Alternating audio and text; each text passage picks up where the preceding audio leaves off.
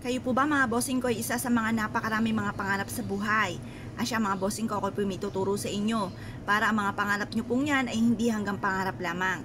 Maggawin natin itong makatotohanan, kukulayan na po natin at hindi hanggang drawing lamang. Ngayon pa mga bossing, sa pamamagitan ng isang butil po mga bossing ko ng ating bawang at ganoon din po mga bossing ko ang ating sile mga bossing, ay may kakayahan po ito na makapagtaboy ng mga kamalasan. Halimbawa mga bossing ko, kayo po ay parang feeling po ninyo lagi minamalas, nako perpektong sangkap po ito. Upang sa ganoon, instead na pakiramdam ninyo ay minamalas, nako kayo na may matutuwa sa iyak dahil nga po puro swerte naman ang darating po sa buhay ninyo matapos nyo po itong gawin mga bossing. Proven po ito na napakaswerte basta't may 100% kang paniniwala sa magatong mga pamamaraan. Ako po may re-recommenda sa inyo, mainam na subukan nyo po ito.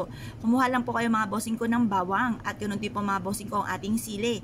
Ngayon po mga bossing, humarap kayo sa may silangan.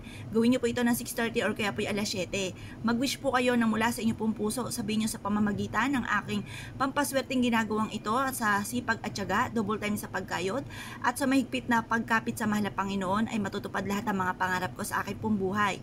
Magkakaroon ako ng sarili kong bahay na malaki. Magkakaroon ako ng magagarang sasakyan at magkakaroon ako ng negosyo na dito na ako yayaman. Magkakaroon ako ng lahat ng aking mga pinapangarap sa buhay. I-wish nyo na po lahat ng nais po ninyo na walang gamit na sana, direct to the point. At pagtapos nyo po mag-wish mga bossing ko, kayo po mga bossing ko ay ibilad nyo po ito sa sinag ng araw hanggang alas 8 lang ng umaga.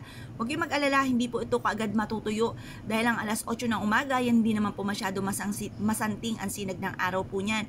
At yan po yung nagbibigay pa ng swerte mga bossing, kaya ako paborito ko rin po ang magbilad sa sinag ng araw ng 6:30 hanggang alas 8 ng umaga. Ang dulot po niyan ay swerte. Mag-wish po kayo ng mula sa inyo pong puso, time-team na panalangin.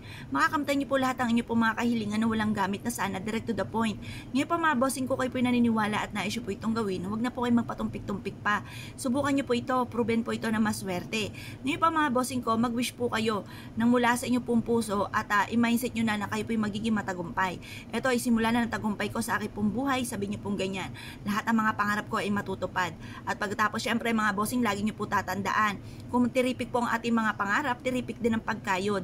Kasi kung kayo po konting kembot lamang ay pagod na at napakaraming pangarap, ay huwag mo nang umasa mga bossing ko. Kasi depende po yan sa ating kasipagan. Ako ay naniniwala sa mga taong masisipag, madiskarte, walang imposible.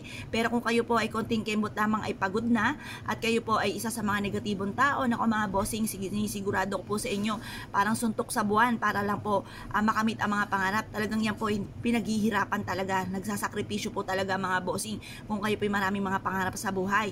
Tapos sabayan niyo po ng ganitong mga pampaswerte mga bossing para tuloy-tuloy ang pasok ng swerte. Kasi may mga pagkakataon na parang sinuswerte ka pero patikim lamang. Parang ito po ay parang sinasabi ka lamang tapos ang ending malas pumuli. Ito po ay mainam na subukan niyo pong gawin upang sa ganon ang swerte ay magtuloy-tuloy at kapitan po kayo. Ngayon pa mga bossing ko, kayo pinaniniwala at nais po itong gawin. Asya mga bossing ko, good luck po sa inyo po lahat.